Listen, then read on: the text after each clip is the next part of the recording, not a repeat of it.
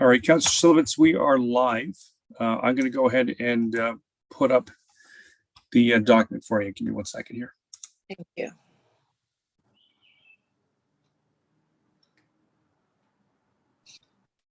Okay, thank you.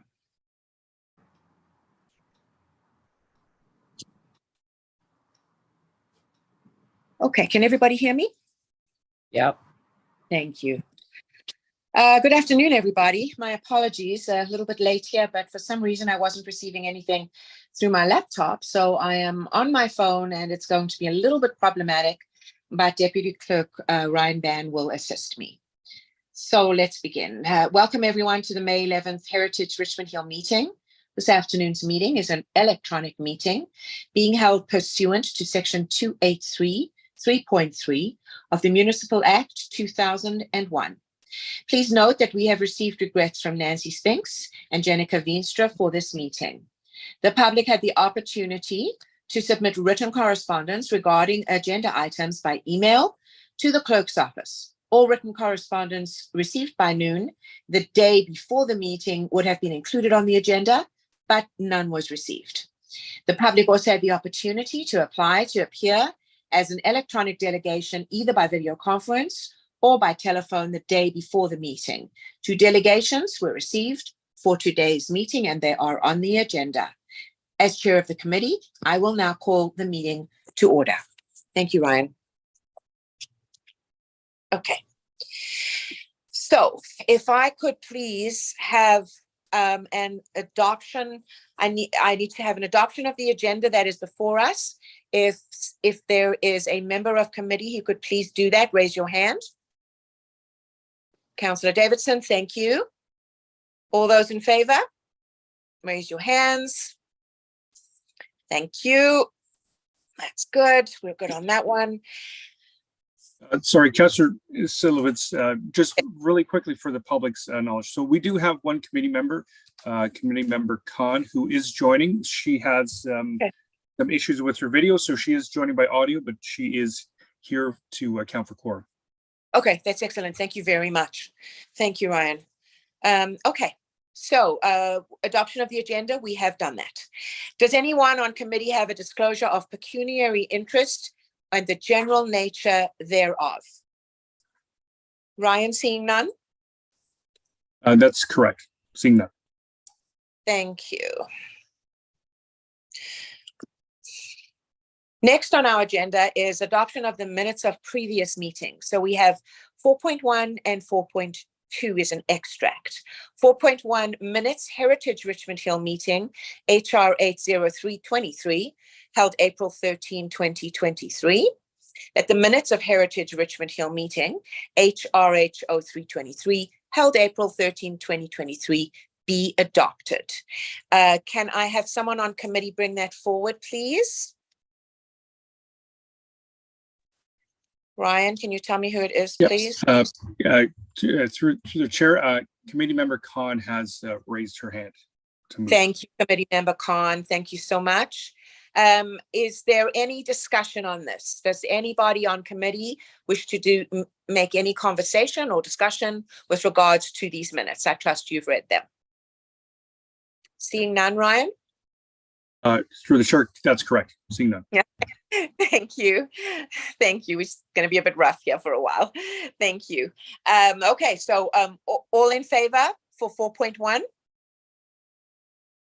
And that carries. Is that correct?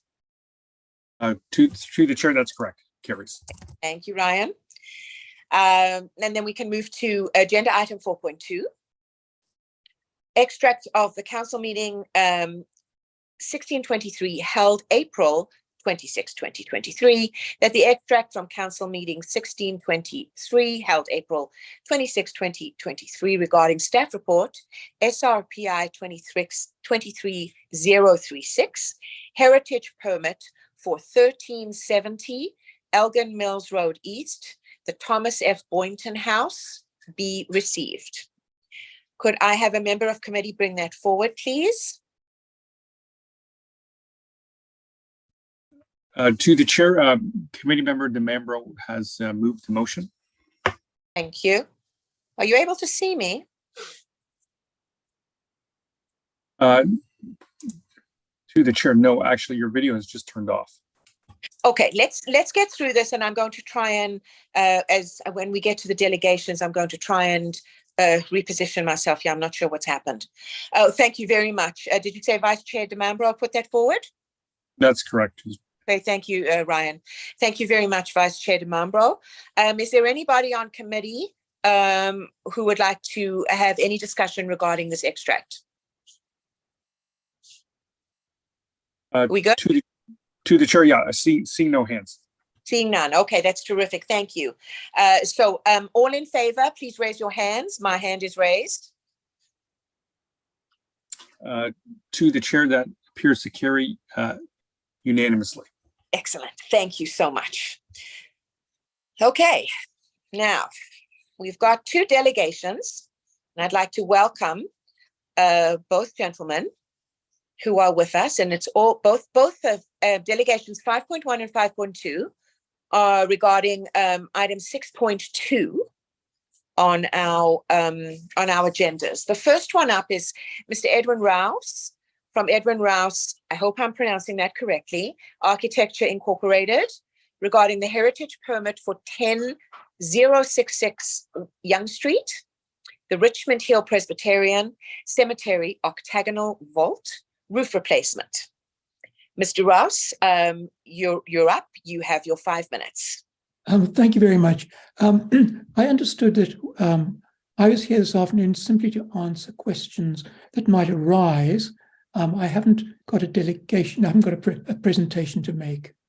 Okay, fair enough. No problem at all. Thank you. Good to know that you are here. And what about Mr. Mark? Mr. Mark, are you here for the same reason, or are you giving us a presentation? Is Mr. Mark available? I am here. Sorry, I am here. I just had to unmute. I am here, and I'm here with Edwin to answer any questions that may come up. Okay, that's fine. Thank you very much. We appreciate your being your participating in our committee meeting. Okay. Ryan, do you then want me to go to the scheduled business for 6.1 and read through all of that and see if there's any discussion? To the chair, that's correct. I understand that we do also have a presentation by staff for 6.1. Right. That's correct. Okay, so let me have a look here. Once again, so 6.1. Okay. What I'm going to do is I'm going to read what's in front of us. We have SRP I-23037, the 2023 Heritage Grant applications, and there are 6 properties. This is item 6.1.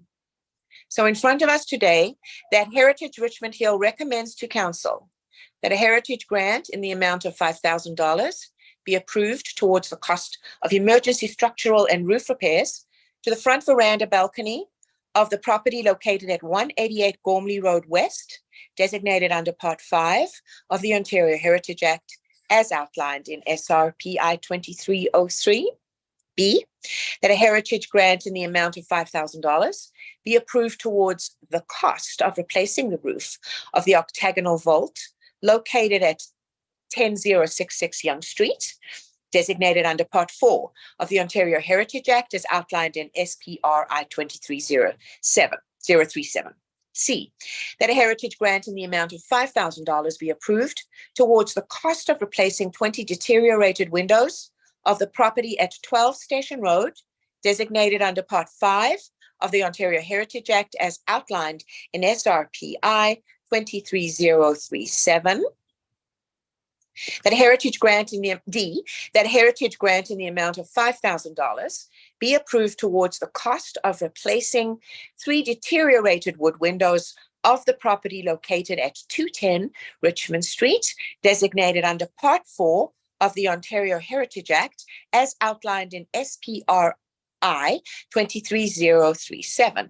E, that a heritage grant in the amount of $750 be approved towards the cost of repainting exterior doors and windows of the property located at 16 McLeod Estate Court, designated under Part 4 of the Ontario Heritage Act as outlined in SRP 23037, and F, that a heritage grant in the amount of $5,000 be approved towards the cost of installing a new front door and windows of the property located at 16 Borden Drive, designated under Part 4 of the Ontario Heritage Act as outlined in SRPI 23037. So I'm sorry, I'm flying a little bit blind here at the moment. So do we want to, what is our next step? Is it to go to the 6.2, Ryan? To the chair, actually, staff have a presentation, so perhaps we can do that, and then we will, I guess, ask a member to move the motion after the presentation. Okay, that sounds great. So I'll hand this over to our staff, either Stephen or Julia, whoever is going to do this, and I'm going to see if I can make myself be seen. Go ahead. Thank you. Hi, good afternoon, everybody. So Madam Chair and members of the committee. So I actually, just before I jump into this presentation, I wanted to do a quick introduction for somebody who's just joined the Heritage Planning team. His name is Mike Majeri, and he is on this call, and he is actually the heritage planning intern that we're going to be working with over the summer. He is an archaeologist by training. He has an interest in heritage planning, and he's currently doing his Master's of Planning at Queen's University in Kingston. So I just wanted to quickly introduce him before I jump into it, because he's going to be really integral to the work that we're going to be doing over the next few months in terms of designations. Okay, great. Into the presentation. Thank you. So yeah, just to quickly introduce myself again for those who may not know me. So my name is Julia Smith, and I'm the Heritage and Urban Design Planner at the City of Richmond Hill. And today I'm going to be making a brief, hopefully, presentation related to the 2023 Heritage Grant applications that we received this year. And this is addressed in Staff Report SRPI 23037. And just as a slight aside, I'm pretty excited about this presentation because, you know, this is our opportunity to really support important conservation work that's happening throughout the city for privately owned properties. Next slide, please. Great. So just a little bit of background on the grant program itself.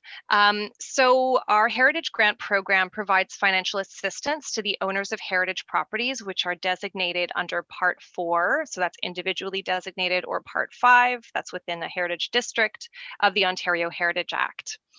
These grants are intended to promote the conservation of designated properties by subsidizing the higher costs associated with undertaking work to heritage properties. So the city has established a yearly fund in the amount of $30,000 to support the Heritage Grant Program. And this fund provides qualified applicants with a matching grant of up to 50% of the project cost to a maximum of $5,000 per year per property. So this year we received 6 eligible grant applications, and we are recommending that all 6 applications be endorsed by the committee. Next slide, please. So this is a location map showing the locations of the different properties that we are going to be recommending for heritage grants this year. And I just wanted to highlight that you can see that they're quite well distributed throughout the city, which was also nice for me to see. You know, we're really serving all the different wards. Next slide, please. So just a quick summary of the different grants that we received and why we are recommending that they be approved. Next slide, please. So to start with, 188 Gormley Road West. This is otherwise known as the John Forrester House, and it's designated under Part 5 of the Ontario Heritage Act. So this grant that we're recommending approval for, it was actually an emergency grant because there were some pretty major structural issues on the front veranda and balcony at this property, and they had to be urgently repaired. Otherwise, there was a risk that they would actually lose this very important feature of the property. So this the grant is eligible, the emergency grant they're eligible for under general structural work that conserves designated attributes, and the estimated cost of the project is $14,000, and so we're recommending a grant of $5,000 be awarded for this project. Next slide, please. So this next grant, this pertains to the property at 10066 Yonge Street. Again, we're going to be having a heritage permit related to this project as the next agenda item. But just as a summary, so this is the Richmond Hill Presbyterian Cemetery Octagonal Vault, and it's designated under Part 4 of the Ontario Heritage Act. And because the existing roof is severely deteriorated and leaking quite badly, they need to replace this roof with a new asphalt shingle roof. And so this grant is eligible under introduction of elements to protect heritage features, and the estimated cost of the project is just over $10,000. And so we're recommending a grant of $5,000 be approved for this project as well. Next slide, please. The next property is 12 Station Road. So this is known as the David and Jacob Heise double house and also an outbuilding on the same property. And again, it's within the Gormley HCD, so it's designated under Part 5 of the Ontario Heritage Act. And the owner of this property is proposing to replace all 20 deteriorated windows. So 14 of those are in the house itself, and then 6 of them are in the outbuilding. And the windows, I think it's important to note that the windows that they're going to be replacing the existing windows with do have the same pattern of muntins and general configuration.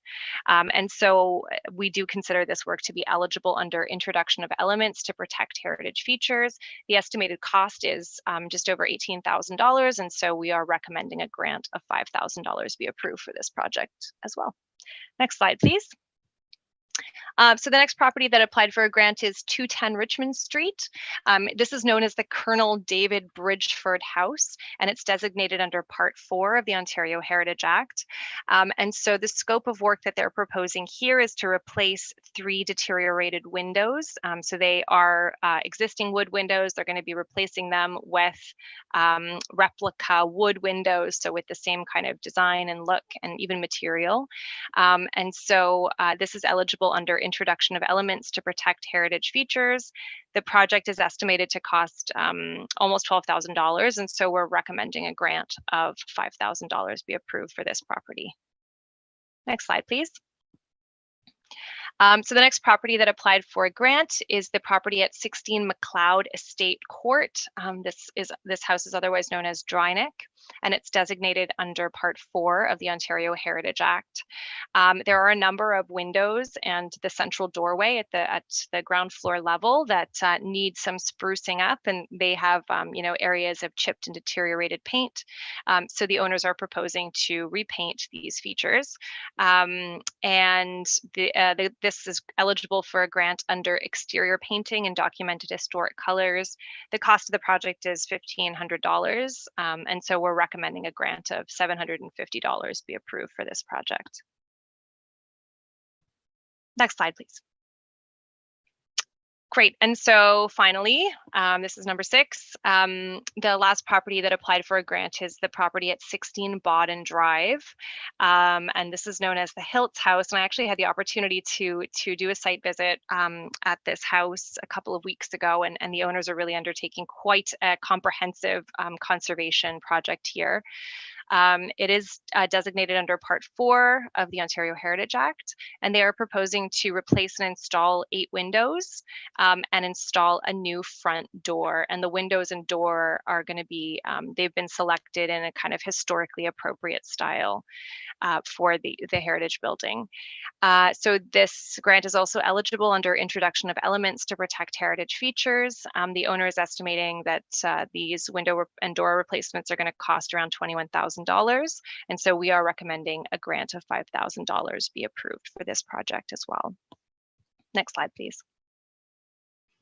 So in summary, we have reviewed the 6 eligible 2023 Heritage Grant applications, and we are recommending that all 6 projects receive funding to a total of $25,000, $25,750 rather.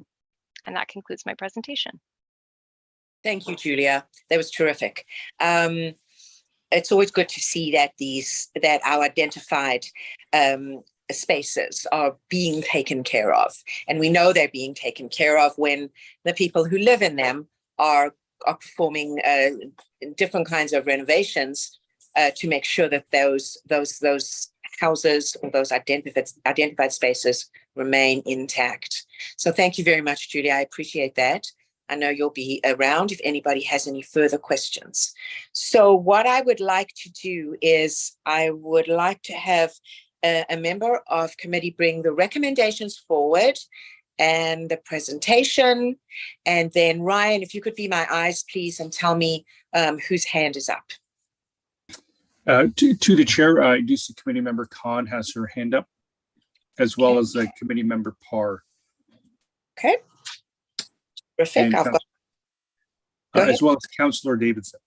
And Councillor Davidson. Okay. Yeah, I have those three down. So I will go through them one by one.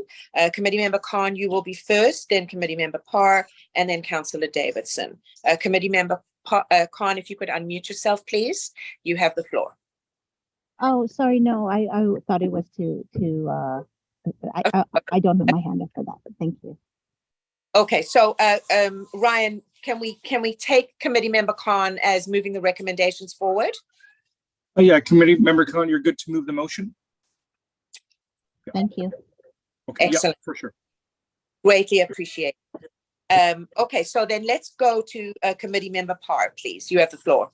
Okay, committee member Parr had the same understanding as committee member Khan. I also thought it was for moving the motion. That being said, I will thank the staff for the great report that they have written on this, and for Julia Smith for her presentation. And I'm perfectly fine with this going ahead as is being recommended. Excellent. Thank you very much. Councillor Davidson, you're next. Thank you. You can hear me? Oh, yes. So this is my first time on Heritage, and thank you, staff, and thank you for the delegates. I don't know how else to ask this, except does staff do any checking on these bids? Do you have to get more than one bid?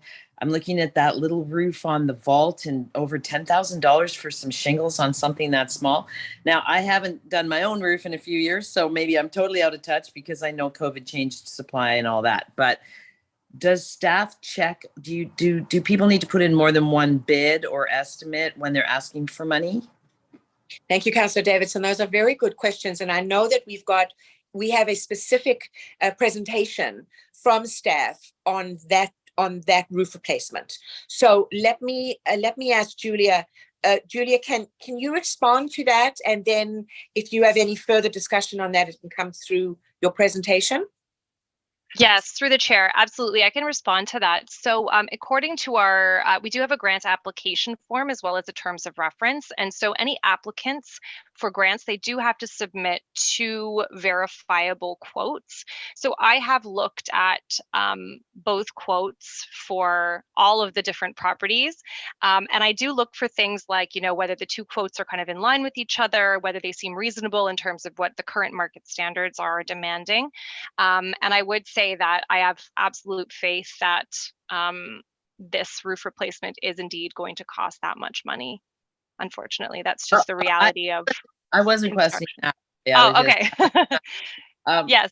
And the other question I have is, from my own understanding, is it possible that a refurbishment of a heritage house takes a few more steps, maybe scaffolding or something that, just the modern house might be able to be fixed cheaper, that using my house or a modern structure is not a great benchmark for the extra steps that might be, I mean, it just occurred to me while you were talking. Is it possible there's extra steps in caring for an older structure that end up costing more?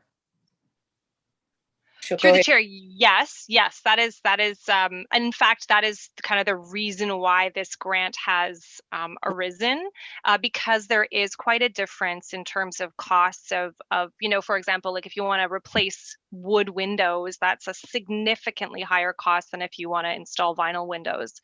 And we'll see this issue come forward even when we're talking about the next heritage permit application. But generally, historic materials are much more expensive. So that is why there is this elevated cost and what this grant is really intended to support.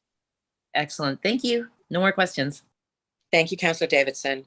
Ryan, is there anybody on the call, any committee member who wishes to ask a question? To the chair, yeah, committee member Chang does have his hand up to speak. Okay, go ahead, sir. You have the floor. Through the chair, I just have first of all to clarify what is the SRPI stand for? Julia, that is staff report. PIS.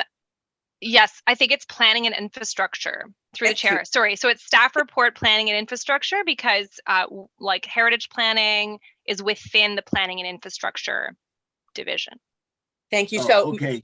So what it does is identifies the department from which it is coming. Okay, thank you. The actual question is, are there other applications for the grant? And what is the maximum grant for the year? I guess it's 30,000. I understand it for the year. So if somebody want to apply for a grant after this, do they have to wait until the next year to do that?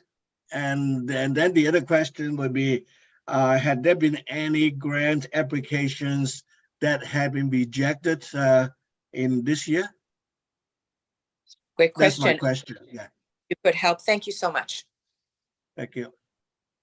Through the chair. Okay, I will try to address all of them. That was several questions. Okay, so remind me what the first one was, Councillor Member Chang. The first one is, are there any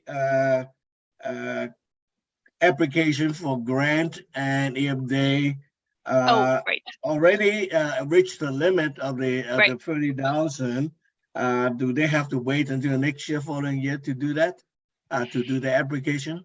Through the chair. So yes, they would have to wait until next year. I believe what happens is if there's any surplus from the grant amount, I think it does get carried forward into the next year's budget, but I would have to verify that. This is the first time that I'm doing the grant processing, but that's my understanding. And the reason why they would have to wait until next year is because they do need to get approval from the committee as well as council to actually get that grant. So we would have to go through like a separate process whereby we bring another grant through both the committee and council. And so that's not necessarily the most efficient use of time. However, like provisions are made. So for example, with the grant that I was talking about at 188 Gormley, because that was an emergency scope of work, we did approve that grant in principle outside of the normal window for applications, because the work that was required was deemed to be urgent and an emergency. So yeah, that's that. Secondly, were there grants that we received that were rejected? Yes, there were. I believe there were 3. And so we do have a terms of reference for the grant program. And so staff, we do conduct a review to make sure that the applications are in line with the terms of reference. So for example, if work is being proposed to a portion of a heritage property that is, say, a modern addition, and this is actually an example of one that we got this year, someone was proposing a roof replacement on a modern addition, but as per the terms of reference, that work wouldn't apply for a heritage grant. So we do use those kind of screening criteria to determine which projects are eligible and which aren't. Oh, thank you, Julia. That's all the questions I have. Thank you. Thank you, Timothy. Appreciate that. Great questions. Ryan, is there anybody else whose hand is up? To the chair at this time, I see no other hands. Okay, so on the floor, we have in front of us, Committee Member Khan has moved the recommendations. And Ryan, should we also have with that to receive the presentation? To the chair, absolutely, yeah. Okay. We can add that So, here. to receive the presentation again with that. And again, my thanks were to staff always. They always do such a remarkable job. So with that said, we've had all the, someone else? No, very quickly, committee member Khan, you're okay for us to add that we'll Yes. receive the presentation with thanks. Yes. Okay, thank you. Thank Yeah. Thank you so much. Okay, so all those in favor of the recommendations before us, please raise your hand. Anyone opposed? We good, Ryan? Is that unanimous? That is unanimous. Yes. Okay, thank you. That carries unanimously. Thank you very much. The next item on our agenda is 6.2. So this is the heritage permit for 10066 Young Street, the Richmond Hill Presbyterian Cemetery octagonal vault roof replacement. And we have a presentation by Julia Smith, who is our urban design and heritage planner. Before us is that the heritage permit application to replace the roof be approved. Julia, I'll hand the floor over to you. Great, thank you, Madam Chair. I've already introduced myself, so I think we can skip that this time. But I did want to just quickly remind the committee that we are joined today by David Mock, who's here representing the Presbyterian Cemetery, as well as Edwin Rouse, who is the heritage architect and consultant who I've been working with very closely on this project. Great, so I think we can go to the next slide, please. So just a little bit of context and kind of a description of where this property and the octagonal vault specifically are located. So the octagonal vault, which is shown on this slide within the yellow dashed line, it's located within the larger Richmond Hill Presbyterian Cemetery, which is shown with the red dashed line. And it's located at 10066 Young Street, which is located to the northwest of Young Street and Major Mackenzie Drive West. Next slide, please. So the Richmond Hill Presbyterian Church Cemetery is designated under Part 4 of the Ontario Heritage Act, and this is done through designating bylaw 0593. And among other attributes of the cemetery, which are identified in the bylaw, the cemetery features a highly significant buff brick octagonal vault. This is also known as the vault, or sometimes it's referred to as a dead house, or a winter crypt. There are many names for it, actually. And the octagonal vault was designed by Aurora architect Thomas Harris and built in 1863. The vault possesses design and historical value, and it also plays an important part in the overall setting of the cemetery, as you can see in the image on this screen. Next slide, please. So this staff report concerns the heritage permit application to replace the vault's roof finish. So as I mentioned in my earlier presentation regarding the heritage grants, the existing cedar shingle roof on the octagonal vault is heavily deteriorated and leaking quite badly. So the replacement of the roof is really necessary in the near future to ensure the continued conservation of the building as a whole. Because if the roof continues to leak, then more important structural elements such as the walls and the roof structure could be impacted. So while some of our original discussions with both David Mock and Edwin Rouse had to do with replacing the wood shingles in kind, this was actually found to be prohibitively expensive for the cemetery. And so they've come back to us with what we think is a very acceptable proposal in terms of from a conservation perspective. Next slide, please. So the final proposal, which is this heritage permit deals with, it involves replacing the existing roof finish with a new asphalt roof, with a note that the color of the asphalt shingles has been carefully selected to match the dark gray of the existing weathered cedar shingles. Next slide, please. So while replacing the existing cedar roofing with asphalt shingles will impact the heritage building, staff are supportive of this proposal because we find it to be an acceptable intervention to ensure the immediate and continued protection of the building's more integral structural features, such as its walls and roof structure.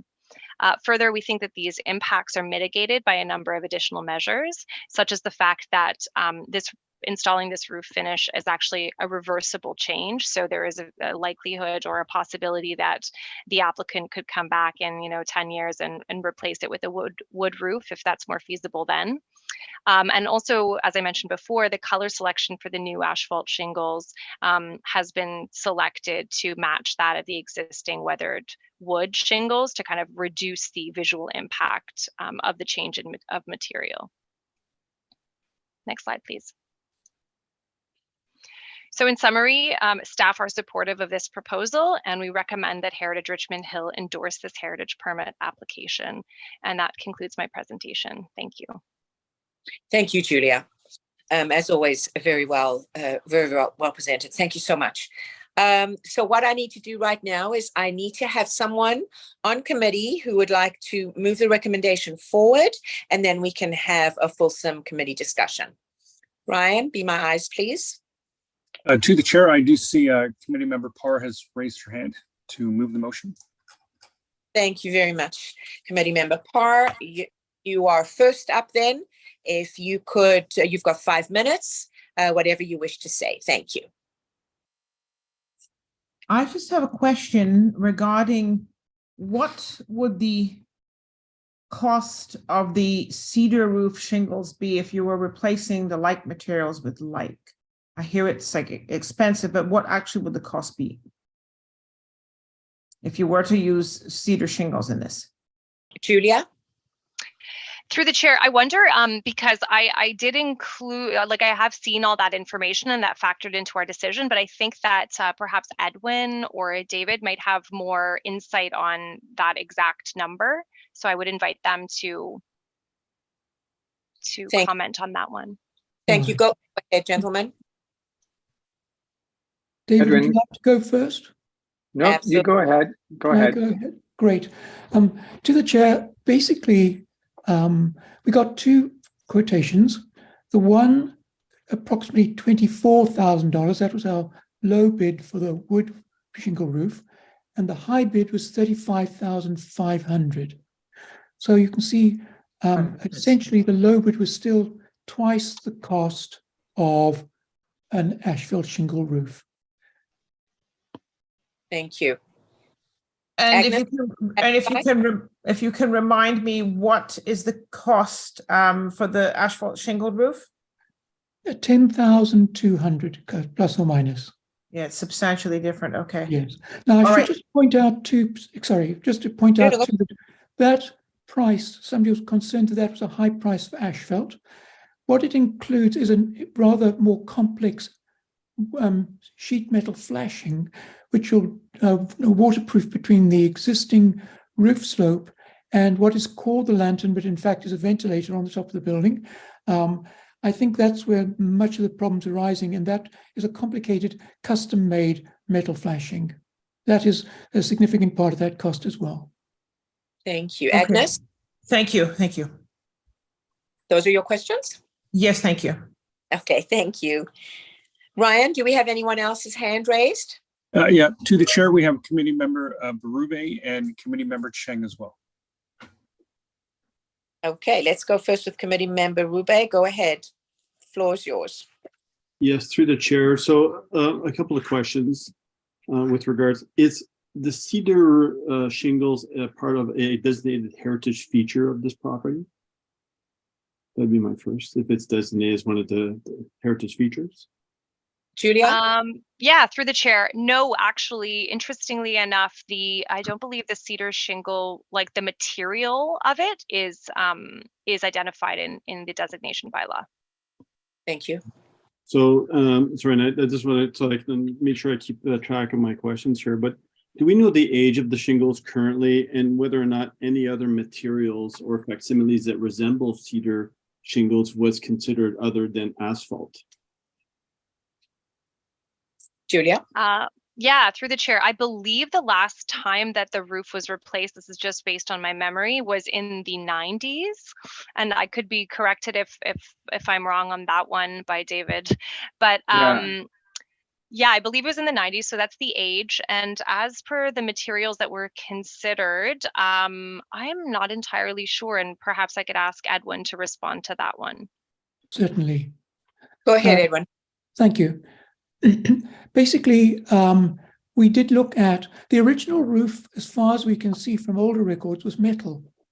But unfortunately, metal is even more expensive than cedar. if we're going to do it correctly. And there's no point in doing metal to a sort of lower standard, because then it's just not authentic. In terms of other materials, there are synthetic shingles, wood shingles available. They're not too bad in their appearance. My experience over time is that they tend to curl, and so their warranty life, which is supposedly 30 years, is often much compromised because, as I say, they tend to curl, and then water can get underneath the synthetic shingle and cause problems. The synthetic shingles are laid up rather like tiles, and those they just interlock at the edges. They do not overlap each other the way asphalt and wood shingles do. Thank you. Thank you. And I guess if I may, to the chair, my last question would be, considering that my understanding is cedar shingles having a long lifespan, that asphalt shingles have a lesser lifespan. And I'm assuming that the proposal takes into account to put in a high quality asphalt shingle with as long a lifespan as possible for this project. I understand saying it all comes down to financing, right? As specifically, this is a church as well, that they would have to raise funds in order to do this, restoration. I imagine I'm correct, but I'm not sure. Julia, can you add? I can help, Julia, if that helps. Yes, please. Thank you. Yeah. So to answer the first question, the roof was replaced in the early 1990s, 1993, by a volunteer group, a German folklore group. And it put on the shingle roof at that time. Not as strong as I would suggest the original metal roof, but at that time it was done. So think of it 30 years ago. So that's 30 years ago that roof was replaced. I want to address also the ability to fundraise. It's really important, although not obvious, that the cemetery operates completely independent of the church. So although we represent the church, and we are in law, part of the church by land, the church actually passed the cemetery on to volunteers a number of years ago because it could no longer operate it. Cemetery is operated by a small group of volunteers, 4 people, and is totally dependent on income coming into the cemetery, which is highly vulnerable because we just don't know who's coming in and when. On average, the revenue for this cemetery is somewhere between $8,000 to $10,000 a year, of which somewhere between $7,000 to $8,000 is used for maintenance, grass cutting, and cleanup. So this cemetery operates on a very, very tight operating budget and a really dedicated, committed group of volunteers. So when we start talking about expense and costs, every penny counts in this case, if that helps. Thank you. I appreciate that. And I did not know that. So thanks for the information. That's fascinating. I was still under the impression it was still run or at least supervised by the church. So that's very important information. Thank you very much. And again, it goes back to saying about financing. Committee member Rubar, is there anything else you wish to say? No, I want to thank everyone for the responses. I totally agree with this project. I can attest to the expense of a cedar roof. And I think as long as we're keeping something sympathetic to the look and the period, et cetera, I think this is a great initiative to make sure we protect this. Thank you very much.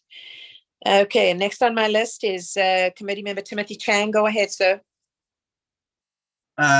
Actually, Julia just answered part of my questions. The first one being the fact that the material of the roof is not does not affect the heritage value of the vault.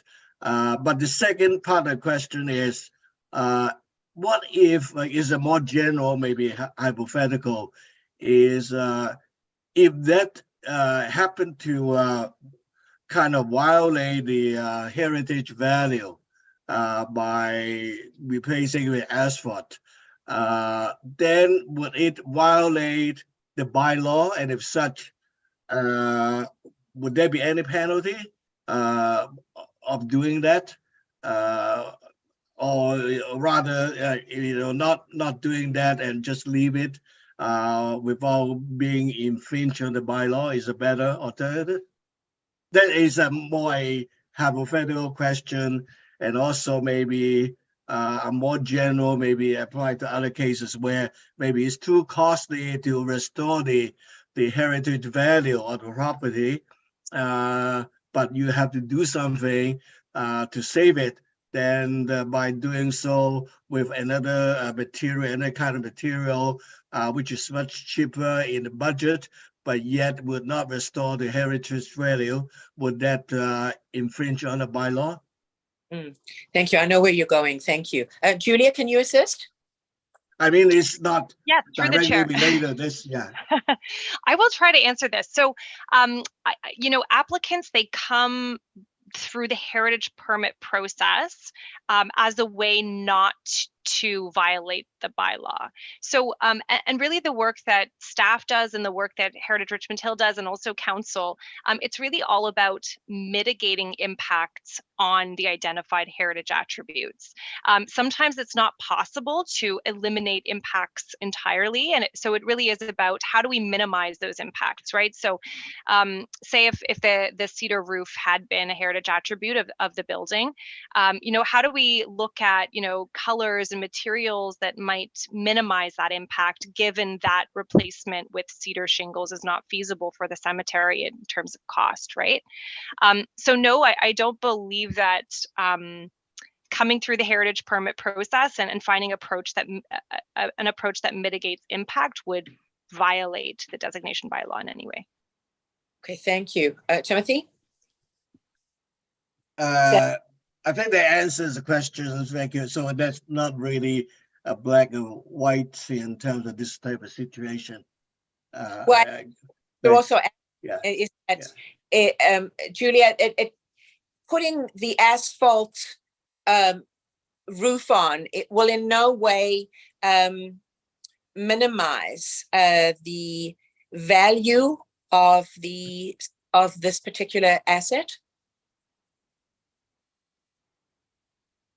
Through the chair. So there is going to be a physical and a visual impact on the building, but we see this as completely appropriate because it's actually going to serve a protective function for the rest of the building, which actually contains more of the heritage value and those identified heritage attributes.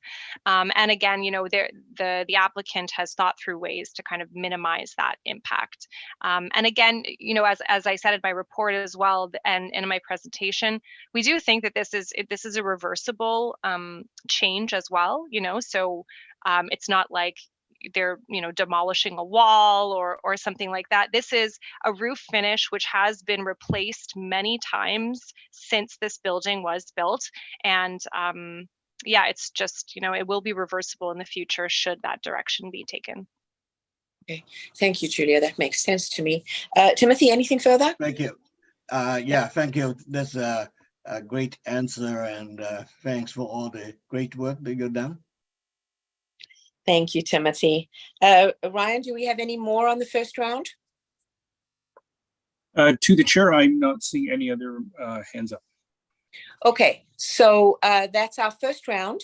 Is there anybody who has spoken on the first round who wishes to say something further or ask something further on a second round?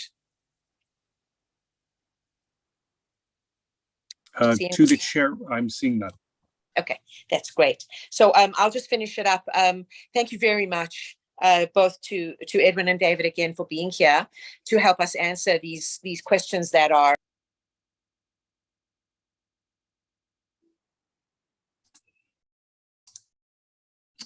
Oh, to the chair, sorry, you've hit Sorry. the mute button. There we go. You're good. No idea how that happened. Sorry, my bad. Bad technological problems today.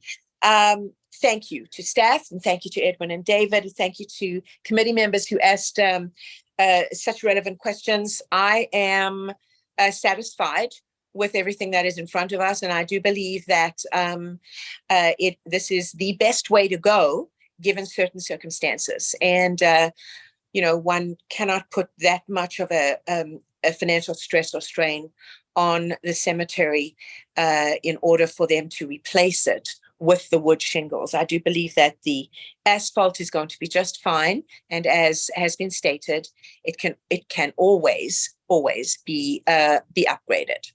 So with that, we do have moved by Agnes Parr. We have a motion before us that Heritage Richmond Hill recommends to council that the heritage permit application to replace the roof of the octagonal vault located at 10066 Young Street, as described in report SRPI 2305, be approved. Could I have a show of hands, please? All those in favor? Just raise your hands. We good on that? Unanimous? To the chair, that's correct. Unanimous. Thank you. No one opposed? Thank you. That passes unanimously. Thank you very much. Okay, next on our list on the agenda is agenda item 6.3. So this is a presentation given to us through Stephen Bell, our manager, urban design, and Julia Smith, again, our planner, heritage planner, about the heritage designation strategy for Richmond Hill regarding or related to Bill 23. It's a 20-minute presentation that's going to be given to us. And after that, I will ask for a committee member to bring forward the recommendations, and then we'll have the discussion again. So with that, I'll hand it over to Stephen and Julia. The floor is yours. Could I just intervene for a process check? Would you like Edmund and I to exit this meeting now? Totally up to you. Thank you so much for joining us. You are welcome today. We've got a great presentation coming. Thank you so much for attending and for participating. It's greatly appreciated. Just a very brief comment. It'd be wrong if I didn't acknowledge Julia. She has done a phenomenal job in guiding and coaching us through the process. So a shout out and a color to Julia, who's done tremendous work on our behalf and working alongside. Also, for those of you who have not seen our cemetery or our church, doors opens this weekend, and our cemetery and church are identified as one of 10 in the province to come out and see. It is a special cemetery. If you've not seen it, I'd encourage you all to come out and see it. And again, I'd like to thank Julie and the collective committee for your consideration. Thank you very much.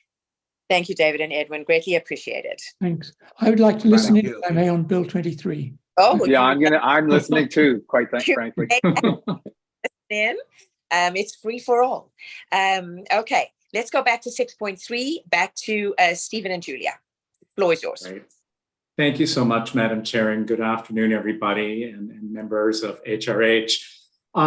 At the March meeting of Heritage Richmond Hill, staff made a presentation on Bill 23 and the recent changes to the Ontario Heritage Act, outlining a number of implications for conserving built heritage, and specifically how it affects properties on municipal heritage registers. And it was at that meeting that staff also identified that we would begin to think about a plan to address the province's imposed timelines and how we might go about designating key properties in Richmond Hill, and of course, circling back with HRH on a strategy. Having come to this point, today's presentation will highlight some of the key steps moving forward with an approach that engages this committee and a plan for scope designation work that is very much calibrated to the timing set out by Bill 23 and priorities of the city. So that's a bit of an introduction. If we could go to the next slide, please. Before getting into the actual presentation, we wanted to just briefly touch on this particular slide, which speaks to how we plan to engage with the committee. And essentially, we will be looking for 6 to 8 members of HRH to participate on a heritage designation subcommittee through 3 facilitated workshops. We're going to hold 2 in June and 1 in September. We will come back to these points at the end of the staff presentation to elaborate further. And we will also be enlisting the support of clerk staff, namely Ryan and the chair, to help solicit members of HRH to participate in the subcommittee, including the selection of dates for the focus groups based on the suggested schedule we will present at the end. So this is just something to think about as we're going through the content of the next few slides. Next slide, please. So in terms of today's presentation, Julie and myself are going to touch on the following. We're going to do a bit of a recap on Bill 23 and the changes to the Ontario Heritage Act announced by the province. We'll do a quick review of why heritage designation is important. Julia will then walk us through the heritage designation strategy. We will then speak to how we intend to consult and work with HRH through a heritage designation subcommittee. And then at the end, we'll conclude with some recommendations, leaving room for questions, and then turning things over to the city clerk and the chair for selection of subcommittee members and dates for the focus groups. Next slide, please. So just to recap, as you may remember, Bill 23 introduced a 2-year time limit for how long a listed heritage property can remain on the city's heritage register. And it was effective in January 1st of this year that municipalities in Ontario now have until December 31st, 2024, or 2 years from when a property is listed on the register to begin the designation process for properties that are worthy of designation. This is a stark contrast to the previous act, as we know, which did not contain any time limits for listed properties. In fact, there are many instances of listed properties remaining on heritage registers for quite some time without ever having been designated. Furthermore, if a municipality does not designate a property within the prescribed time frame, the new act now requires that the property be removed from the heritage register. And also there is no requirement for consultation with the Municipal Heritage Committee under the recent changes. Next slide, please. The intent of Bill 23 was deliberate in reprioritizing all matters of provincial interest with the stated intent of helping remove barriers to housing development by updating how heritage properties are identified and conserved by municipalities. As such, Municipal Council's consideration of housing delivery is very much emphasized through Bill 23 in decisions affecting land use. And conversely, the changes to the Ontario Heritage Act clearly speak to a very different direction or de-emphasis on heritage conservation in order to build housing. Next slide, please. Here we can go to the next one. Why is heritage conservation important? And heritage conservation has been a long-standing priority for Richmond Hill Council, as we know, and is well accounted for in the city's official plan policies, strategic priorities, including our design guidance documents. Next slide, please. And given the changes to the Ontario Heritage Act and how properties on the Municipal Heritage Register are to be dealt with in the new scheme of things, designation as a tool will be the primary means to secure the long-term conservation and protection of heritage properties. Next slide, please. And I think at this point, I'm going to ask Julia to take over the stage and walk us through the heritage designation strategy. Thanks. Great. Thanks, Stephen. It's me again, everybody. Great. So now that Stephen has given us a really good sense of the background and the kind of context that we're working in with our Heritage Register, I'm going to spend the next half of the presentation going through our designation strategy. And we have developed this in order to try to deal with the implications of Bill 23, as Stephen said, and namely the fact that all listed properties will be dropped from the register at the beginning of 2025. Next slide, please. So there are actually several different options for how we could approach this issue. So first, we could do nothing. and we could have all 236 listed properties drop off the register. But you know, we're heritage advocates, as is the committee, and we don't see this as a viable option because it would undoubtedly mean the loss of many significant heritage properties in Richmond Hill. So second, we could try to do everything, and we could designate all 236 listed properties on the register. But again, according to our calculations, this would take nearly 10 years of work and a dedicated staff person to achieve. And it would also likely lead to tens, if not hundreds, of objections and appeals to the Ontario Land Tribunal. So we don't see this as a viable option either, given the current restrictions on time and resources that we have to factor in. And finally, we have our preferred strategy, which is the do something approach. And that is to designate up to 35 of the most significant listed properties in Richmond Hill. And we see this as both an attainable and pragmatic approach, and one that really focuses on quality over quantity of designations. Next slide, please. So how are we going to decide which of the city's 236 listed properties actually get designated? So our approach is to focus in on the areas of the city that are key to the evolution and understanding of Richmond Hill and its history, and areas that also have a perceptible historic character. So based on this, we've developed 2 priority groups to consider for designation, and these are properties within the village core and also those within other historic settlement areas in the city. And if you look at the map on the right-hand side of this slide, this shows heritage properties in Richmond Hill and how they're distributed through the city. And you can see that there are these distinct clusters of historic settlement in the city. So we're going to be focusing in on those areas. Next slide, please. So for the village core, we are estimating that we will be able to designate around 20 to 25 properties, while we are aiming to designate around 7 to 10 properties in the city's historic settlement areas. And these would include places like Headford, Elgin Mills, Temperanceville, Oak Ridges, etc. Next slide, please. Once we have focused in on properties within these priority areas, staff will then conduct a preliminary screening of listed properties based on value, or rather I should say discernible value. So here we'll scan properties for things like design quality, integrity. So that's basically a measure or an assessment of how altered a property is, and also perceptible contextual value. So whether a property is just on its own or does it exist within a grouping of similar properties. And we'll also scan properties for risk. So essentially how likely it is that we will lose the property due to demolition or demolition by neglect or redevelopment.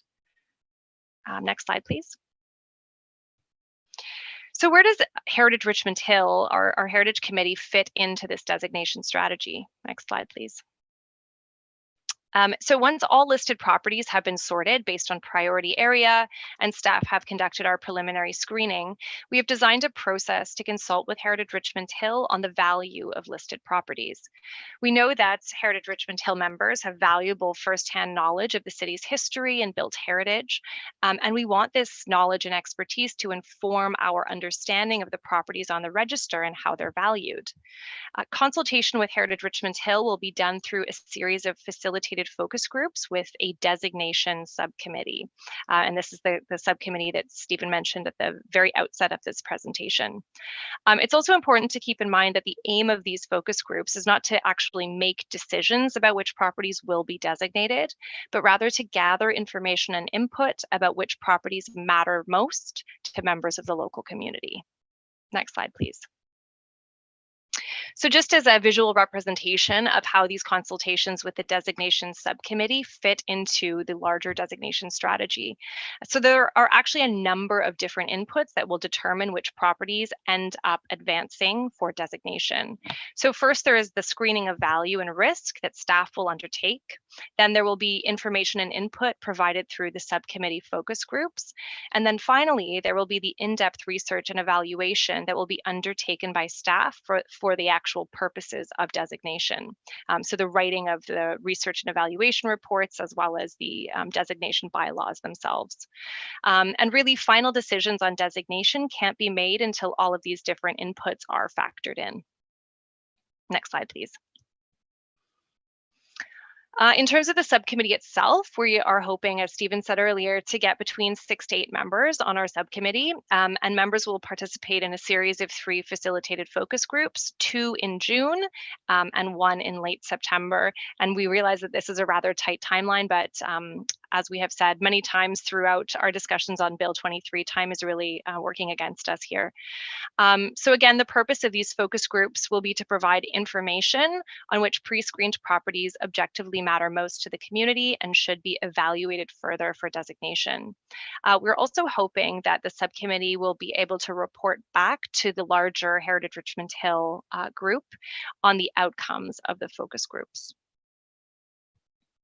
Next slide, please. We also thought it would be helpful to highlight some of the knowledge and skills that we think would be assets for subcommittee members, just in case members who are listening to this presentation are considering putting their name forward. So for example, historical knowledge of Richmond Hill and its former hamlets, including a familiarity with, the people, families, organizations, events, and places that are of broader community value would be a great asset. Also, awareness of historic architectural styles would be a very important skill to bring forward to this subcommittee as well. And finally, a familiarity with the provincial criteria used to determine cultural heritage value. So that would be either the old Ontario Regulation 906 or the new Ontario Regulation 56922, as these provincially prescribed criteria will be framing all of our evaluation and designation work. Next slide, please. Just some key considerations that we thought it would be important to highlight for moving forward with this designation work and the formation of the subcommittee. Again, focus groups are really going to be information gathering sessions. Also, time is of the essence. This is a very strong message with all of our Bill 23 reporting, but we are targeting to report back to Council on recommendations for property designations at the end of 2024. In-depth research evaluation and designation reporting will be staff-driven, and staff will report back to Heritage Richmond Hill on the progress of property research and evaluations throughout the evaluation process. And finally, the targets for property designations are really contingent on having an additional heritage planner on staff. And so staff are working quite hard behind the scenes right now to explore different ways to make that happen. Next slide, please. In terms of proposed dates for the subcommittee meetings, and we wanted to raise these now just in case, these could allow people to say, yes, I do want to be part of it, or perhaps they will prevent people from joining the subcommittee. But so as I mentioned before, we are imagining that there's going to be 2 focus groups in June. And so both of those focus groups will have to do with properties in the village core. And these dates, I should have mentioned, sorry, we're going to be working with a professional facilitator for the focus groups. And so she's provided these dates for us. So for the number 1 focus group, we're looking at either Tuesday, June 6th at any time, or Wednesday, June 7th, also at any time. And then for the second focus group, we're looking at Tuesday, June 27th in the morning, or Wednesday, June 28th at any time of the day. And then for our last focus group, which is going to be the hamlets, so the historic settlement areas, that's going to happen sometime in late September, but we can set those dates a little bit later on. Next slide, please.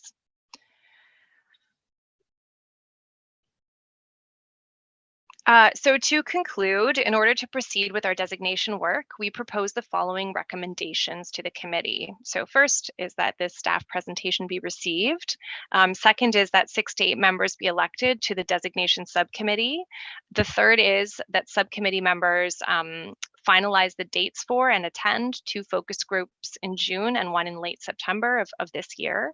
And finally, that the subcommittee report back to Heritage Richmond Hill on focus group outcomes.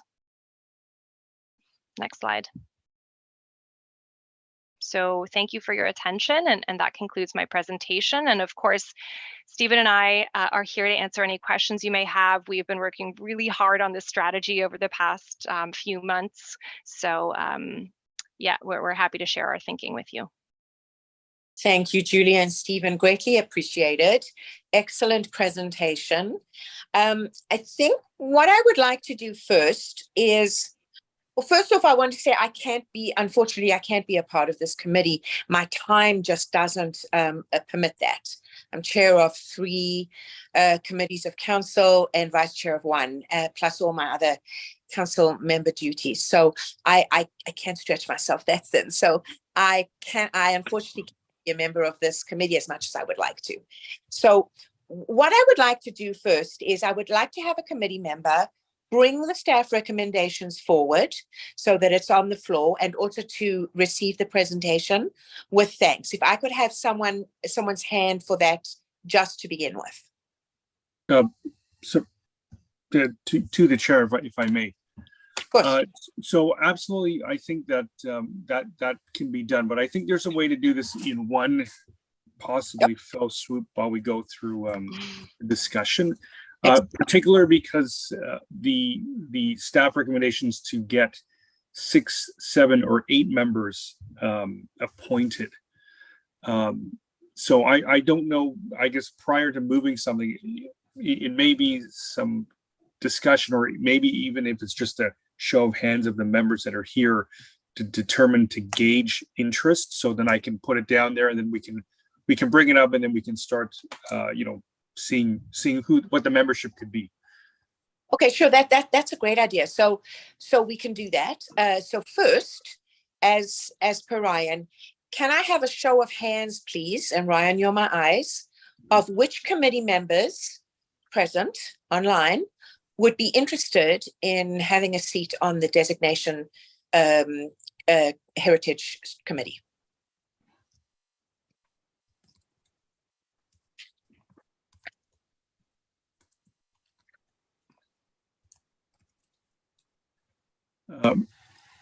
Thank you. I'm seeing 4 currently.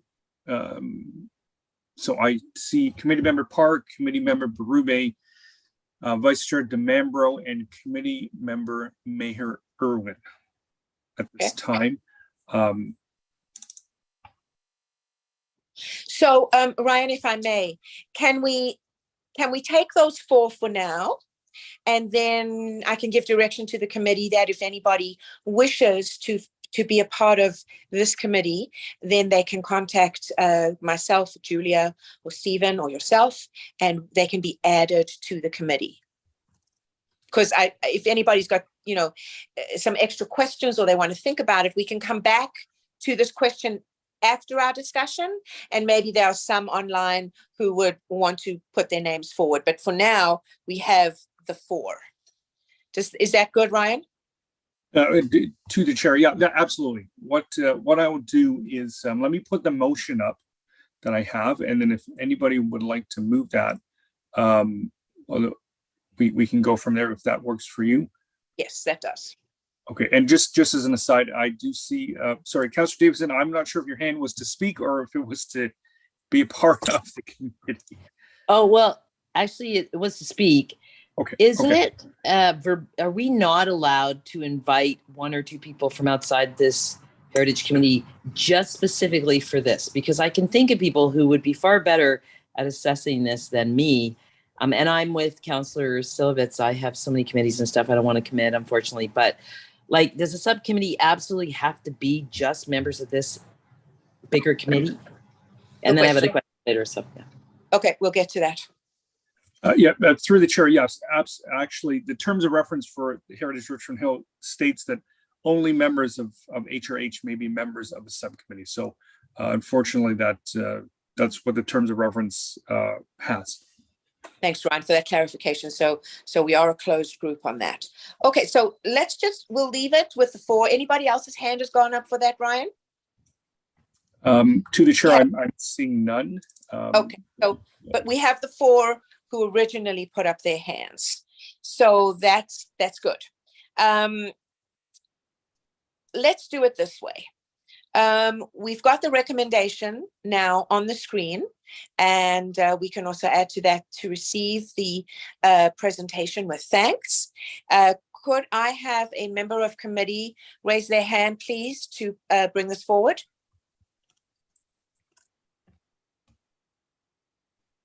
To the chair, committee member Khan has Khan, raised her okay. hand.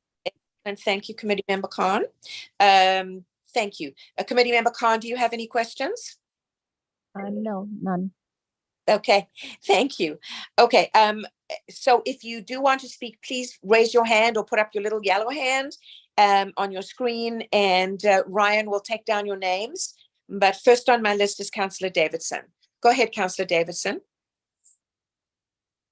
Thank you, and thank you, staff, for that report. And through you, Chair, I wanted to ask staff, what, if anything, any way council can streamline the process to to designate something a heritage home? Is there some way we can move a motion that changes how we evaluate? Is there anything we can do? Because the thought of letting 200 potentially valuable pieces of history just get bulldozed for another condo turns my stomach. I'm sure everyone else here too. So are the guidelines for what is heritage come from the province, or can we do anything to get around it and make the approval process a lot faster?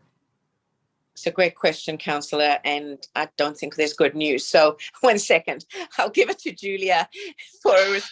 Through the chair, yes. Yeah. So the criteria for evaluating properties for heritage significance, they are provincially prescribed criteria. And also the process that you have to go through to actually get a property designated is outlined in the Ontario Heritage Act. So that's, again, like a provincial law, essentially, that we have to follow. We are looking for efficiencies where we can. So for example, our idea, and this is preliminary, but our idea is to kind of, whereas, designations typically they would happen, on a one-off basis. You'd get a designation and then the next one, but we're going to do or we're thinking to do almost like a batch designation. So hopefully that will be more efficient, because that means, less staff reports. We can write just one staff report as opposed to 35. We have to bring the properties forward to council and to Heritage Richmond Hill once instead of 35 times. So we are hoping to gain efficiencies there, but unfortunately, we are really bound by the processes and the criteria that the province has outlined for us. Thanks, Julia. Councillor Davidson, once again. Wow, that's a surprise. I guess, wow, if you can think of anything, I have no idea. I actually asked Calvin and staff what we could do to save old trees, so that even if we can't save the whole property and the buildings, can we save the 200-year-old oak tree that's been on the property? And unfortunately, I think the trees and the surrounding greenery are part of the heritage process too. But I wanted to ask if there is, I know I asked this last time, but just to clarify, any way we can fast track anything to save some of the trees that will be on some of these properties that may or may not get bulldozed?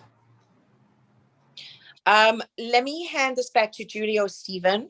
I don't mind that question being asked. It is sort of related to what's on the floor right now. So if we could assist Councillor Davidson, thank you.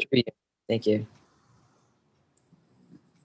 So maybe I could jump in there and try to, through the chair, to address the point. I think if there's an opportunity when we're looking at properties, landscaping as part of heritage attributes, if that's something that in our site visits, I mean, we will have to move very fast through our evaluations and establishing what's worthy. If there is a component of landscaping that can be identified as a heritage attribute with the property, we're happy to look at that. It would be on a property by property basis as we're kind of going through the process moving forward.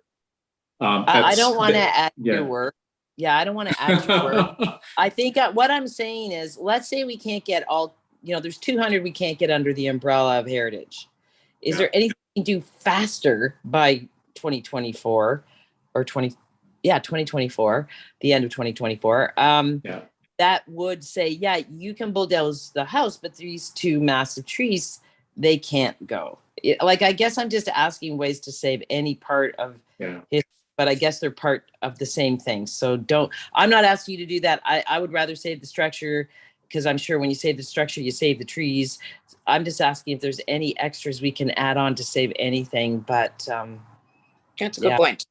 Yeah, it's a good point. I have been looking at for many years now to get us a heritage tree designation, because we don't have that. The City of Toronto has that, and there are very specific trees that are protected. And I think that is absolutely the best way to go. But that would also, Stephen, you can jump in here as well. That would also require a completely separate process. So it may be possible that if a member motion is brought forward at council to begin that process for heritage tree identification, that maybe can work in tandem with what we're doing here. Is that a possibility, Stephen, or would you have to refer back to Commissioner Kwan? I wouldn't mind maybe taking the question back and coming back with an answer. I know our priority is for built heritage at the moment, because that's our biggest challenge in dealing with the Heritage Register. It's really about the buildings that are on there that we're trying to address and deal with, because that actually takes the most time in terms of consideration of understanding and establishing heritage value. The inventory, or the current Heritage Register, is of 200 and some odd properties. Not everything is going to make the cut in terms of evaluation and being worthy of designation. That's part of our process going forward. There was probably buildings on there that may landed on there for any kind of reason that we may not be aware of, and we kind of have to look at that and vet that and make sure that whatever is there is worthy going forward. So that's part of our process, is this filtering through the application of the provincial criteria and guidelines to determine what is actually worthy and defensible at the OLT. Yes. And that's the catch here, is that at the end of the day, whatever we write up, if we have an objection from a property owner, or they do object to the OLT, it has to be defensible, and we're going to be there. Staff is going to have to argue the points against that. So that's part of this process, and it's a very important consideration when we go through all this. Okay, thank you. And thank you, Karen, for that question. I guess, you know what, just because the clock strikes and the time is over doesn't mean that we can't keep working towards these things, right? Like, everything's not going to just come up. So we will look at this as a more a long-term project. And I want you to wash that out of your hair, because I do not want to add to the load that you already have. Okay, so don't worry about it. Okay. Yeah, we've already got this level of anxiety. Yeah, don't worry about it. Okay, but I think the point is well taken, though, and it's very, very valuable as an initiative. And I think there's opportunity in the tenure of this committee and council to look at something, and absolutely. So thank you for that. Okay, thank you. Thank you, Steve. At all, Councillor Davidson? Thank you. Okay, I appreciate that. I mean, it is something, don't want you to step in the shower too quickly, Stephen, but perhaps if you could just run it by Commissioner Kwan, because it's something I have discussed with him over many years. And also Tracy Steele, who used to be our forestry heritage tree expert. She still is, but she's now a commissioner and she doesn't really have that role. So she's well aware of that as well. So, perhaps just a side discussion on that can help us see if there's anything we can do to move both along, or do we have to still park the heritage tree thing? I'd appreciate that. Thank you so much. Appreciate that. Okay. Ryan, being my eyes, is there anybody else on the speakers list for first round? To the chair, we have just so you know, Committee Member Parr, Vice Chair DeMambro, and Committee Member Mayor Irwin. Parr, DeMambro, and Irwin. Thank you. Okay. Agnes, you're up first. Go ahead. You have 5 minutes in the first round. Thank you. First of all, I want to start by thanking the staff for all their effort into the report that they created. But I also want to say that it really saddens me that this is the situation that the built heritage is facing, that we have to make decisions between whether this one is more important than that one. I mean, of course, that will happen. It also saddens me that so many the items or the built heritage may just have to totally have the axe to it. And same as what Councillor Davidson was saying is there any way that we could somehow expedite the process, or we'll be able to have more than that 35? Is the 35 a fixed number, or could we possibly be able to make it a bit more than that? The other thing I want to say is I'm aware of the fact that there were historical society members who remember and who worked on that list when it was first created many, many years ago. So there was all that work that was put into that. And I know I'm going to keep an old copy of it somewhere, so I will know what was on that list at some point in time, even if it, when in the future we won't have it on the list anymore. So those are just my comments. And I'm hoping that we can do better than that 35. I'm hoping that's not a fixed number, because I would like to see us being able to retain as many as we possibly can under the designated status on that list. But I do understand the pressures that staff are under and what we're facing. So those are just my comments on the matter. Thank you. A question in that regard to Stephen. When we refer to 35, does that mean we're going to look at 35 from now until the end of 24?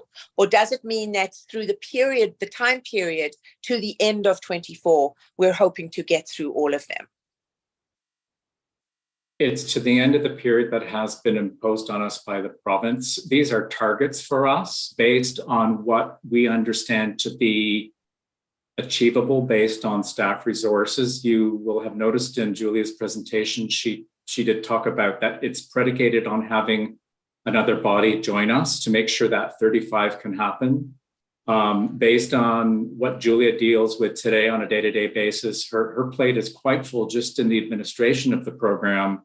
We do have Mike Mojeri, who's here to help us and begin some of the background work on the designations. But we are attaching 35 properties as what we see as doable. If we can achieve a couple more, great.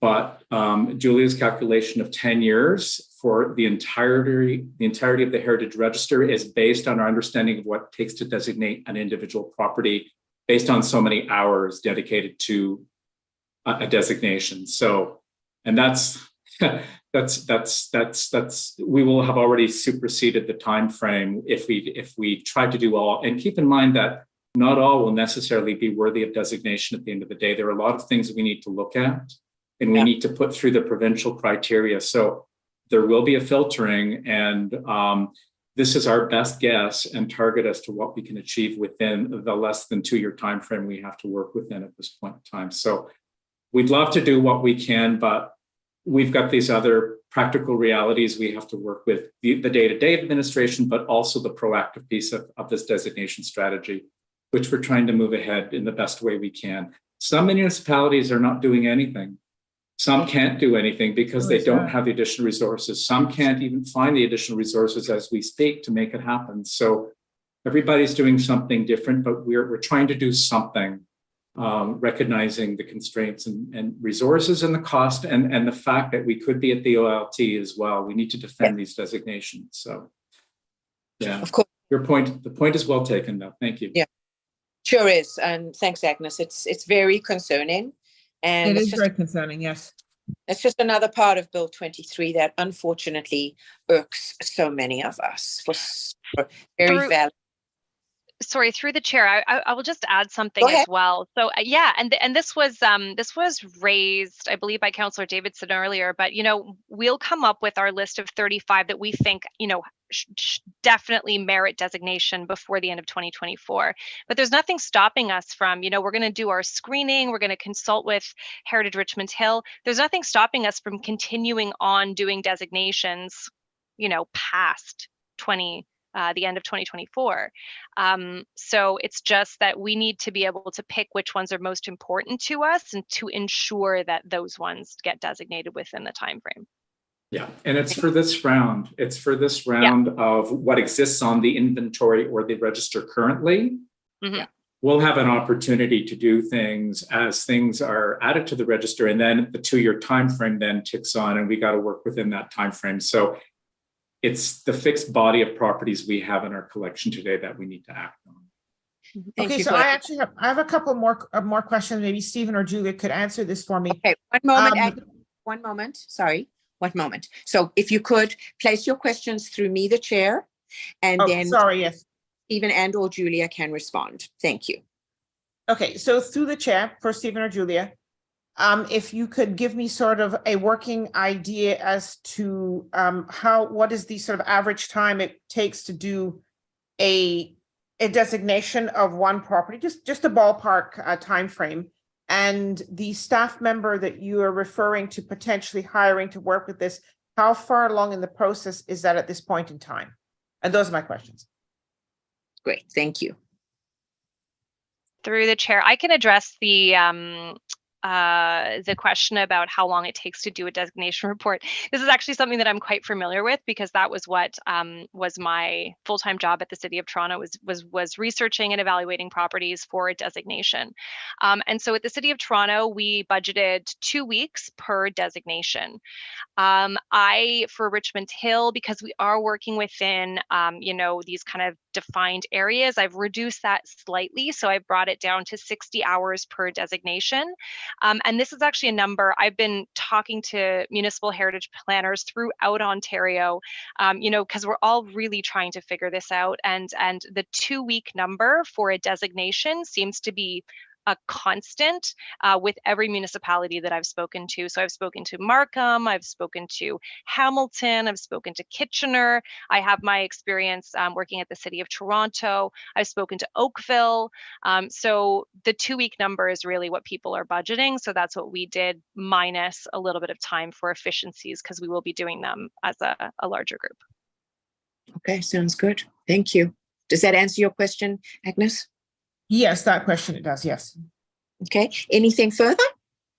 The other question was about how far along in the process is the hiring of the additional staff member that was referred to? Okay, thank you. Julia, if you can publicly reveal something to do with staff or the hiring of staff, got the floor. Through the chair, I think Stephen, as the manager, would probably be better suited to answer that question. So I'll defer to him. I cannot provide all the information at this point, but it certainly has been identified the need for the additional staff resource to make this strategy all unfold. The discussions internally have certainly happened. We have flagged that through our internal processes, and I know we're looking at that expeditiously. Okay. In addition to all the other needs associated with the provincial housing legislation, just on planning as well. So I don't have any more information to provide at this point, but it's very much on the radar, and it's something I'm very much pushing for, and it's recognized as a demonstrated need to make this strategy happen. So that's what I can provide. Excellent. Thank you very much, Stephen. Agnes, that's about all that can be provided publicly. Okay, thank you. Yes, I understand. Thank you for your responses. Thank you. Yeah. Thank you. Next one on our list for first round is Barb DeMumbro. Go ahead, Vice Chair. Through the chair, I just have a process question. We're talking about who can be on the committee. It has to be people from our designated committee, but is there a confidentiality issue if I, as a subcommittee member, wanted to reach out to people that I knew in the community to give me more guidance, advice? What do they know? Because one of the areas you put in your slides is skills and knowledge of Richmond Hill and the streets and what we know. I know a lot, but I don't know everything. And I know other people that know more. So is it okay coming to a focus group to say, I reached out to a dozen people and these are their ideas and this is what they say, and bringing that as sort of through me to the committee? Or is there a confidentiality issue that, because I come from a social work perspective where confidentiality is like paramount. So would that be okay to say that our committee is doing this and we're trying to look at designated properties and what do you think? Is there a problem with that? That's all through the chair. Thank you. Ryan, can you help us with that? Is there anything in the terms of reference that would prohibit something like that? Through the chair to the vice chair. I mean, there's certainly, you have the code of conduct for members of the local board, you have a municipal conflict of interest. So certainly that would be something that you should be aware of. I mean, certainly you're aware of, but and I can't really provide any advice on those two aspects, but certainly I would look at those and consider what you're planning to do. Anything confidential, and generally speaking, I will say, in my experience, I've never had Heritage Richmond Hill go into a closed session for any sort of thing here. So I don't think that, would come into play in terms of what's under the municipal act and what we can talk about. But, I think it's about everyone bringing their expertise and certainly, speaking to members of the community. Again, with those two, codes of conduct in mind. That's part of the committee. The committee for HRH is to talk to residents and advise council on heritage designations, among other things. Thanks, Ron. I mean, I would say as the chair, I would feel comfortable that, if it's simply a discussion to get further information and what is being discussed is not deemed confidential, I don't believe that we would have something that would be out of the ordinary. Would you agree with that, Ryan? To the chair, yeah, absolutely. I mean, and Julie and Stephen, correct me if I'm wrong here. We're literally talking about things that are currently on the Heritage Register, not to add something to the Heritage Register. So, it's not like we're adding something to it. In fact, it's sort of, maintaining, I guess, items on the list. Okay. That's correct. Yeah. Okay. Thank you, Stephen. Okay. That's great. Barb, does that satisfy your query? I think so. Like if I were to proceed with something, I'd probably go through the chair. I might email you and say, what do you think? Should I do this or not? So I'm very well-versed on being careful. Okay. So anyway, yes, you answered my question. Thank you. Good. Anything further? No? Okay. Thank you very much. My next person to speak is Committee Member Irwin. Go ahead, please. You have 5 minutes on the first round. Through the chair, I was wondering, is there any other bylaw or any other means of protecting these properties outside the heritage designation process? Anything that we could invoke that would help to protect some of the properties that don't end up getting designated? I'll hand that over to Stephen, but I think it's the same. I think it's the same answer, and the answer is no. Stephen, can you help us here, please? I'll try to. It's a very interesting question, and through the chair, I imagine that if we were to come out with our own process, we would probably already supersede the timeline by the time we came up with it and did all the public consultation and bylaws and whatnot. And I think perhaps I think provincial regulation is provincial regulation. That's what the province has given us to operate under in terms of the conservation of heritage and built heritage in Ontario. Yes. Things can always change with the change in governments, and maybe we'll get back to a better Ontario Heritage Act one day. But under the latest changes, unfortunately, this is what we now have to work with and what we're bound by. So. Yeah. I think the chair's response is correct in that, no, I don't think there's anything that we can do within the time that we have at the moment. So. Thank you, Stephen. I was just wondering if there were other options that could be exercised.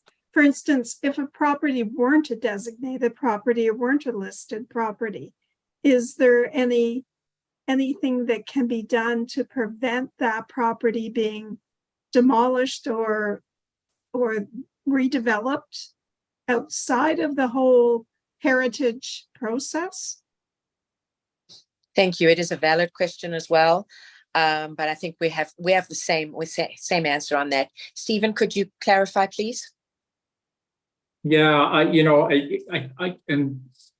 know a number of municipalities have like a demolition control bylaw where in some cases you can't take down a building for the sake of taking it down without a replacement building permit in its place. And in some ways that's a way to deter the unnecessary demolition of properties, generally speaking. Julia, are you up to speed by chance on what our buildings division has or what we might mandate for demolition of properties? We might have to get back to you on that one, but I know that's a mechanism and it may very well exist in Richmond Hill, that you simply can't take something down for the sake of it, that you actually have something that's going to replace it. But yeah. Yeah, through the chair. So I have done a little bit of digging in terms of the city having a demolition control bylaw. I was told by the buildings department that we didn't, although I recently uncovered some evidence that perhaps we do. So this is definitely something that we need to look into a little bit further, because that would it would be possible to use that, although technically, legally, we're not supposed to use that kind of bylaw to circumvent provincial law. Which is what we would be doing, but it's possible that something could, like, it would at least allow us enough time to perhaps, start the designation process or something like that, where we would be able to save some buildings, but definitely something that we do need to look into a little bit further. I also just wanted to note that unfortunately, property owners do have development rights on their property. So you're not going to find any kind of anything that says that a property can't be redeveloped. Like that, those don't exist. Even, the most important heritage properties, they can be redeveloped, provided that the identified attributes are conserved in a reasonable way. So, yeah. Thank you. And I think it would come down to also the demolition permit process as well. So that is in place, but unfortunately, no, I believe you can't circumvent this. It's very difficult to circumvent anything that is mandated by the province to the municipalities. Thank you. Any further questions? Nothing from me. Thank you. Okay, sorry, we just didn't have any better answers there. Thank you so much, Barbara. Okay, so those are all the names I have on the first round. Ryan, has anyone else raised their hand for the first round? To the chair, there's no one that I see for this first round, but I do see committee member Parr for the second. Okay, thank you. That's great. So we'll move to the second round and we'll go to committee member Parr. Go ahead. Okay, through the chair, I just wanted to pick up on what Barbara DeMamber was saying, because in my capacity on this committee, I represent the Richmond Hill Historical Society, and there's lots of members on there that have encyclopedic knowledge of the town's history. So in the same way, I would also be wanting to, probably from time to time, reaching out to those people to sort of get their thoughts and input on those things. So it was when Barbara started to speak, that's what made me think, yes, I have the same kind of scenario. So I just wanted to share that and just comment on that in that regard. Thank you. I think that's an excellent point, especially with the Historical Society. And yes, indeed, there is a wealth of knowledge there that should and could be tapped. And I would go back to saying, unless it's specifically deemed confidential, I don't believe there's anything here that would stop you from asking the members of the society for their input. Yes. Okay. All right. Okay. Thank you. Yes. You're welcome. Anyone else want to speak on the second round? Ryan, anyone? To the chair, I am seeing that. Thank you. Okay, so we have the recommendations. Could we put them on the screen, Ryan, that committee member Khan brought forward? Thank you. Perfect. That was committee member Khan, right? To the chair, that's correct. Okay, thank you.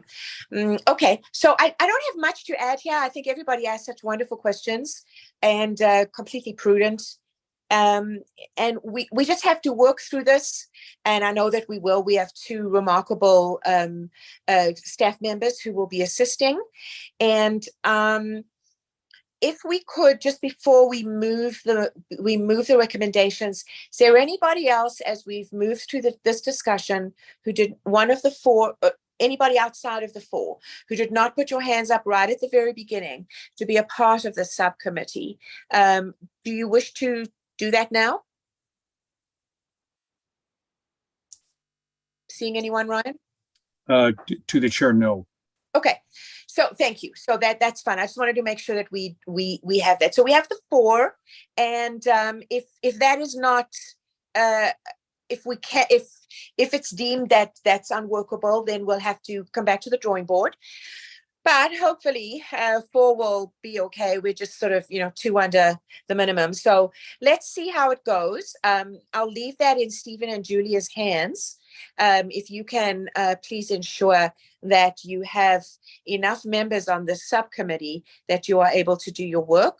But please come to us or come to me and the vice chair if you have any concerns and any ways that we could be able to extend the numbers of the subcommittee.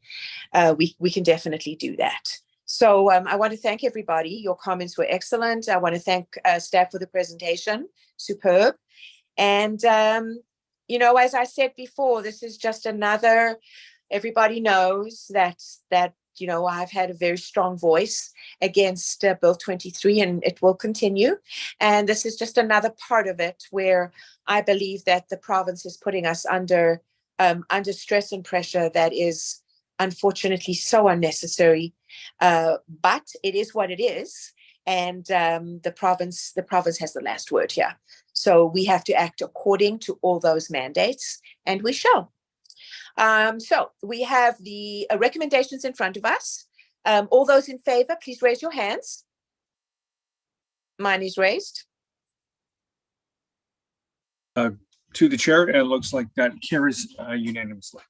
Thank you. That carries unanimously. We have no one who is opposing. Thank you so much, everybody.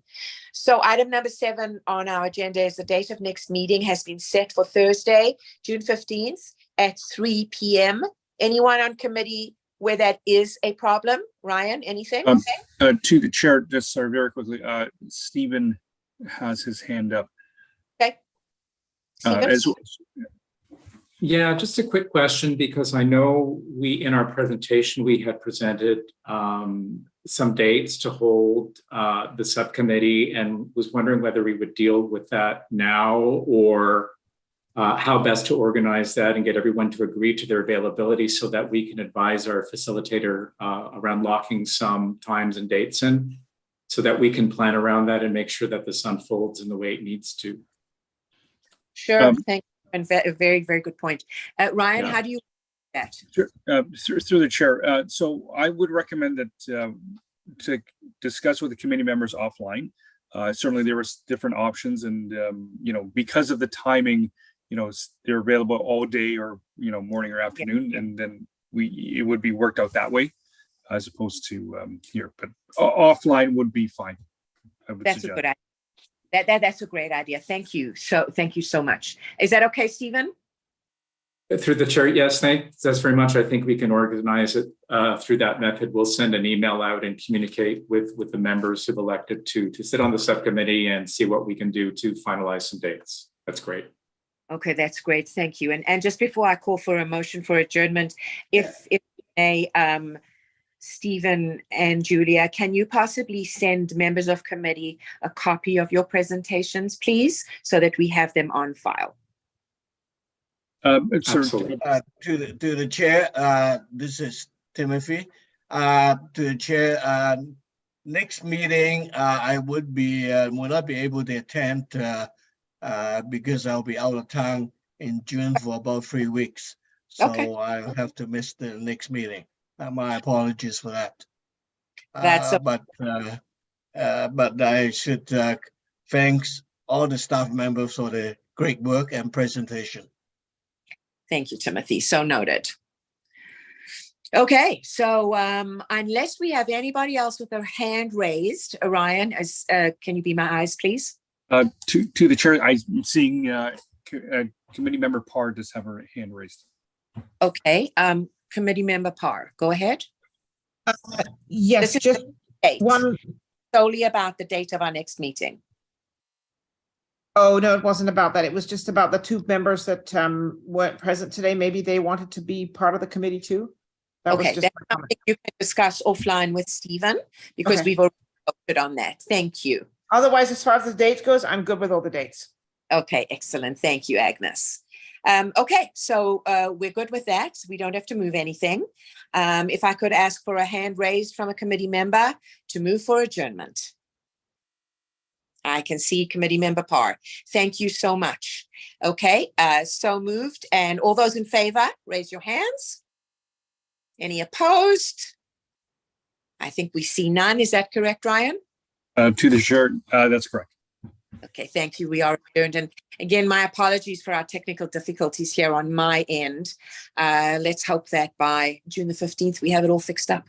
Thank you, everybody, Bye. to all our Bye. staff, all our committee members. Thank you very